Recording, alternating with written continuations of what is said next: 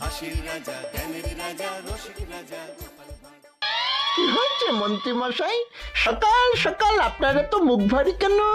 আরে আর বলিস না, আগে রাজসভায় অনেকেই ছিল যারা আমার হয়ে কথা বলতো, কিন্তু ইদানিং সবাই কেমন বদলে গেছে। সবাই গোপালের হয়ে কথা বলছে, তাই তো? একদমই তাই। আর না বললেও কেউ গোপালের বিরুদ্ধে কথা বলে না।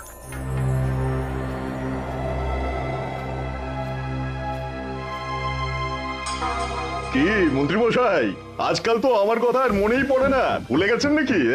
আরে না না ভগবান, তুমি হলে আমার তুরুপের তাস। ঠিক সময়ে ঠিক সুযোগ এলে তোমাকেই ডাকবো।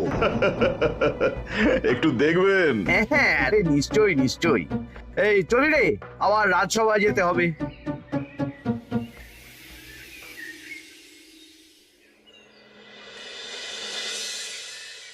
আচ্ছা, তোমরা বলো তো, আমাদের রাজ্যের সার্বিক উন্নতির জন্য সবার আগে কি দরকার? মহারাজ, আমি বলবো, বলো গোপাল।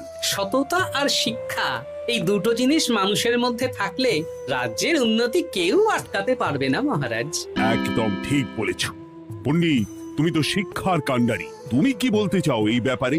মানে কিভাবে শিক্ষার আরো উন্নতি করা যায়? মহারাজ, আমি তো মনে করি পুঁথিগত শিক্ষাই শুধু শিক্ষা নয়, মানুষের ভেতরে যে পূর্ণতা আছে সেটাকে ফুটিয়ে তোলার নামই হলো শিক্ষা।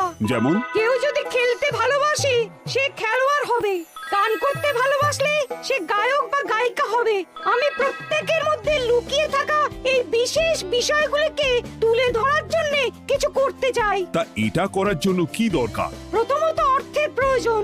আমাদের আরো অনেক টুল খুলতে হবে, সেখানে এক একটা জায়গায় এক এক রকমের শিক্ষা প্রদান করা হবে।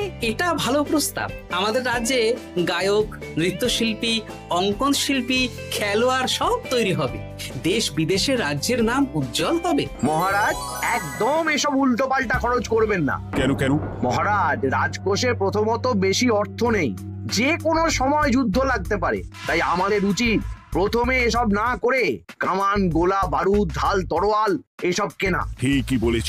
কদিন ধরেই শুনছিলাম সীমান্তবর্তী এলাকায় ইংরেজ সেনারা নাকি ঘুরঘুর করছিল। পণ্ডিত মশাই, আপনার এই সব পাণ্ডিত্য অন্য জায়গায় ফলাবেন কেমন? এসব করে লাভের লাভ কিচ্ছু নেই। কাউকে যদি ইংরেজরা গুলি করে সে কি গান শোনাবে? হ্যাঁ, মন্ত্রীর কথায় যুক্তি আছে। মহারাজ, আপনি বরং পণ্ডিত মশাইকে কিছুদিনের জন্য ছুটি দিয়ে দিন। পণ্ডিত মশাইয়ের মাথার একটু বিশ্রাম দরকার। হ্যাঁ পণ্ডিত, তুমি বরং দিন 15 জন্য তীর্থে ঘুরে এসো। যথা আজ্ঞা মহারাজ।